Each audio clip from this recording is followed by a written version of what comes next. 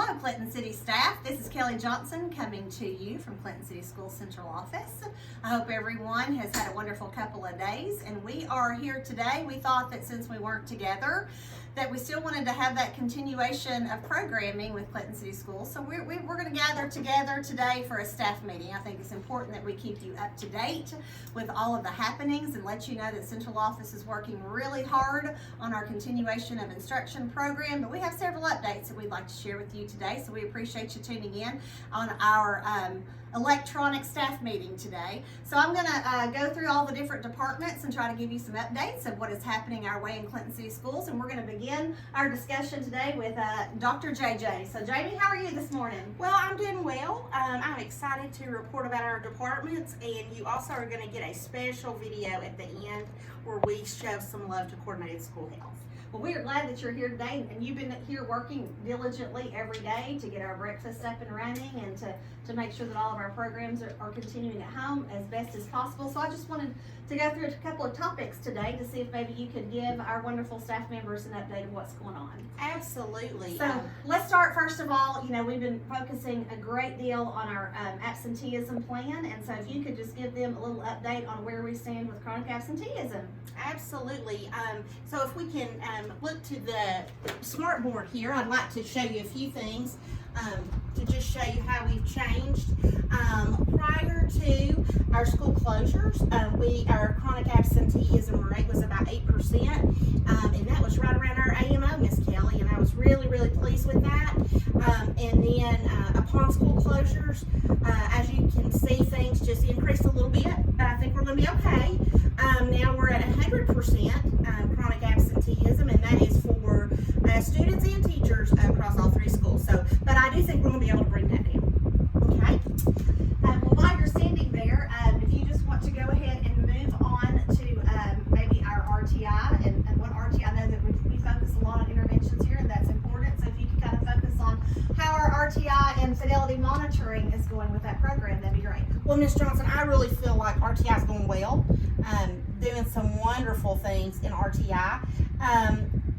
So I went up into the classrooms on March the 17th, and one of our areas of strength that I feel like we need to be really proud of is our materials. We did have some materials there, and then an area I think we need to work on is participation. We really didn't have the participation that I would like, but I do think it's going to get better.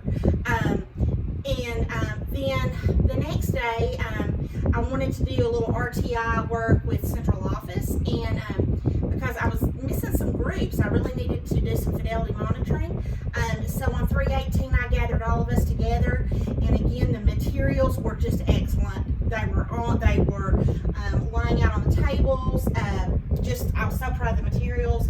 But an area to strengthen would definitely be behavior out of control.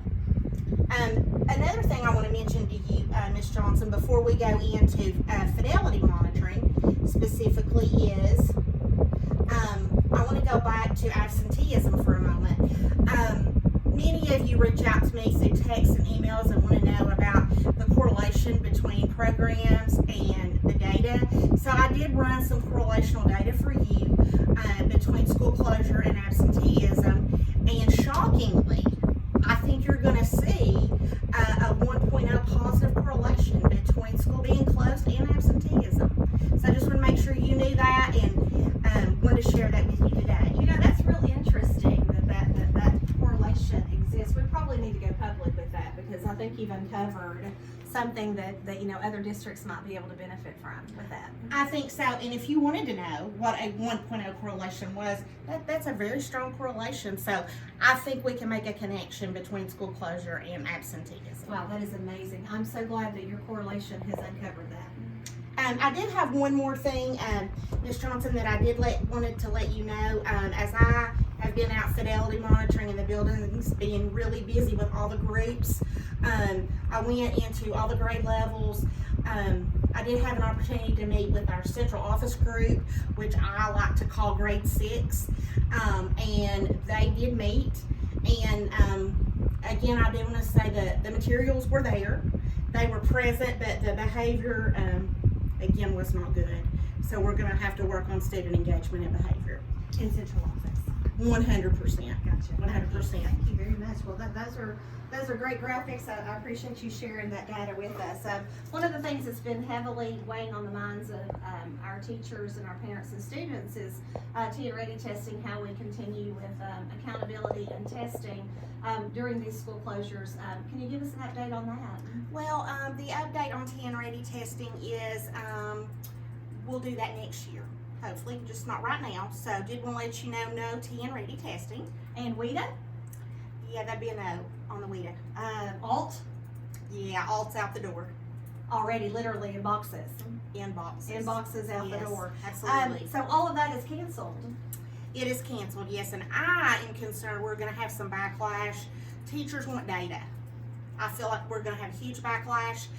So, may I go into the next part of this, a segue into what we wanted to talk about? Yeah, just because I know teachers and students and parents are particularly going to be very disappointed that there's no testing or accountability this year. I know that, that's taking us to a very sad place. So I think if we could give our teachers some encouragement that maybe we're going to continue looking at data or that we're going to continue extending learning, maybe that might bring some hope and lift their spirits a little bit. So if you could talk a little bit about that. Well, as you know, we're a data-driven district, and many of you reach out to me through text, email, phone calls, and they say, Jamie, I really need some more data activities for home, baby showers, if you're going to do a garage sale, you want to collect data.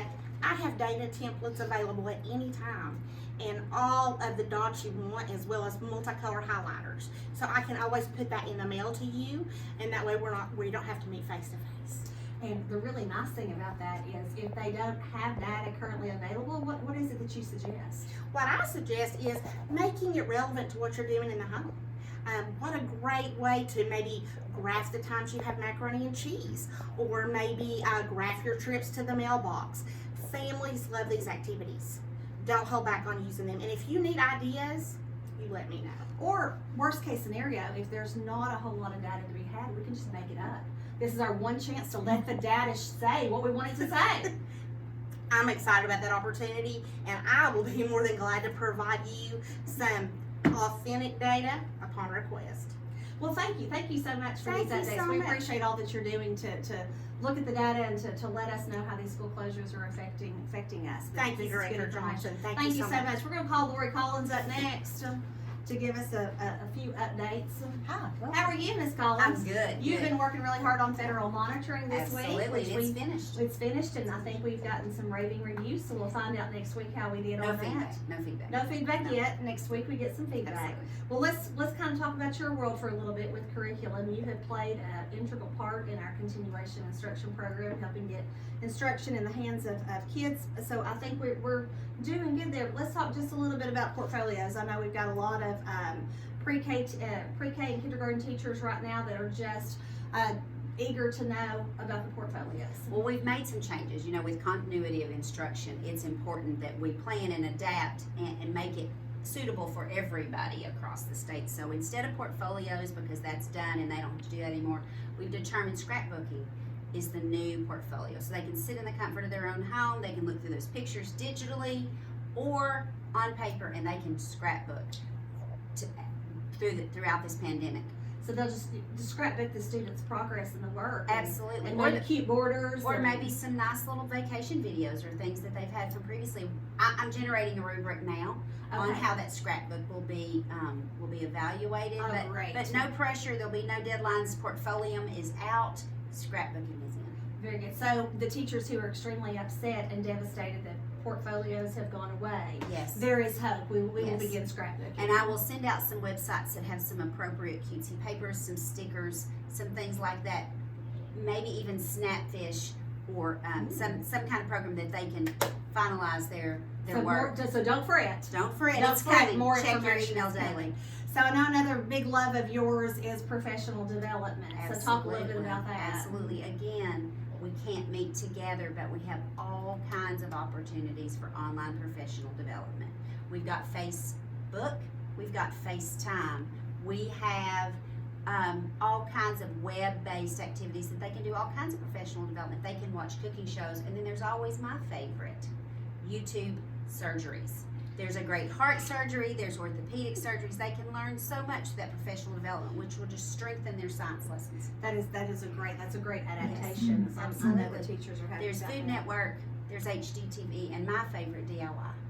Very good. Thank you so much for that. And then finally, I know that collaborative days are something that are near and dear to our heart as we do the timely PD. Tell us a little bit about how we're going to work collaborative days during school closures. Collaborative days, again, will have to be done virtually because we have to observe that social distance. So we will have some virtual collaborative days. I will send you a virtual sign-in sheet because I know you love the sign-in sheets. And we will virtually do all kinds of things. I have coordinate school health, creating content. I have special ed creating content. We have behavioral content. I'll send that out. I know y'all are looking forward to that. Well, the most important thing is I know that teachers probably enjoy most about collaborative days is those surveys at the end of the day. Absolutely. So will we have a Absolutely. survey? We'll have a survey daily so that I can really look in to see what they've been doing. We'll look at calorie counts. We'll look at steps from their fitness pal. We'll look at any reading or sleeping that might be impactful. So if you would fill those out before end of business every day, that would be helpful to me. I'll share that data with Jamie. So maybe we can graph it. We can graph. Okay, all right. Anything else that you would like to share with our CCS family during the staff meetings? Stay well. Stay well. We love y'all. See you soon. Okay, very good. Thank you so much, You're Ms. so Collins. welcome. And then we're going to finish up last but not least, we would like for Suzanne Oliver to come up and give us some updates. I guess we'll just start with your big love with special education. Suzanne, if you could give us some updates there. I would love to be able to give some updates there, but between the federal government and the state government, there's a lot of confusion out there about exactly what we can do with special ed children. It seems to kind of follow with how they've reauthorized the laws and all kinds of things. So we don't know if we're going to need to do compensatory time all summer long, if we're going to take lots and lots of parent complaints. We're just really not sure, and no one seems to be able to offer me much guidance about that. So I feel good about what we've done, about how we're handling things, and I'm anxious to see how their current teachers are handling them and what kind of information we'll be able to glean from them upon the children's return to school. Very good. Well, I know that we're getting lots of feedback from the current continuation of instruction program at home regarding how we're handling FBAs and BIPs. We will not be creating any FBAs and BIPs. I don't think we would get very genuine data that would help us in creating that. I'm not sure we would be able to identify the antecedents or exactly what the behaviors are. So at this time, I'm putting a hold on accepting requests for FBAs from any of the current homeschool teachers. Just not going to do it. And then talk a little bit about the referral process, S-team process, how that's Again, gonna I'm work. worried that there would be a giant influx, and I don't want my speech language therapist or my psychologist to worry that they will be inundated after this time at home. So again, we are just going to put a hold on any referrals from any parents. I don't see that would be very, very useful for us. I'm not going to send out a behaviorist to do any observations or set up any meetings to review anything. We're going to look at Easy IEP, and we're going to have a ton of little red stop signs because we can't have meetings. At this point, they haven't given us guidance on how to have a parent meeting virtually with an entire team together. So we're just going to live with stoplights and or stop signs and be out of compliance, and it's going to be okay. We're all in this together. So we're just saying the sun's going to come up tomorrow. It is going to be fine, and we just have to kind of hang on to that for Very sure. good. Any other topics that you think that we need to cover in our staff meeting today? Well, I know that Kelly typically has her 15 minutes of time, so we're going to let her finish up for us. I do want us to note back to what Jamie shared earlier. We spent some time already this morning creating we want your mental and emotional health and your physical health. If you can keep yourselves healthy during this time, when we get to return to school, we just know that that's better for your children, for you. It'll decrease your stress levels. So we're going to attach a little Go Pasta video that we've done for adults rather than a Go Noodle. And we hope you enjoy it and that you're able to participate fully in the activity that we've provided for you. So Go Pasta. Go Pasta Go is our Pasta's next getting step ready to come. for the staff. So I guess the only other update that I want to give you is we've been talking a lot, especially at Clinton Elementary, about the traffic flow as we begin construction. So the parking lot at Wiggles and Giggles is under construction right now. Construction on the Clinton Elementary expansion is going to begin on Monday. Scott Ray and I have worked really, really hard to try to create a good traffic flow to where traffic would not be impacted from this construction. And I'm really happy to report that at this point, traffic flow is beautiful. There's zero wait time for parents. We're no tardy, so everybody's being able to get in the door on time. We're not backing up onto Main Street, or on Highway Drive or on Beach Street.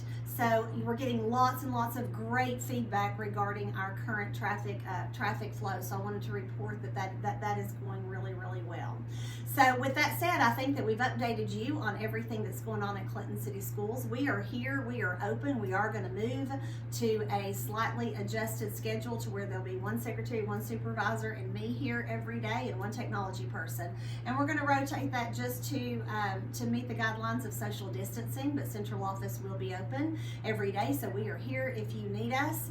And just wanted to share a little quote with you as we end today. In all seriousness, I know that we've kind of poked fun at what's happening, but we are very concerned with what is going on with the current situation. We are watching it closely, and we encourage you to take care of yourself and your families, and to certainly adhere to all the guidelines that are coming down. Even though we've had a little bit of fun today, we certainly want to acknowledge that this is a serious situation.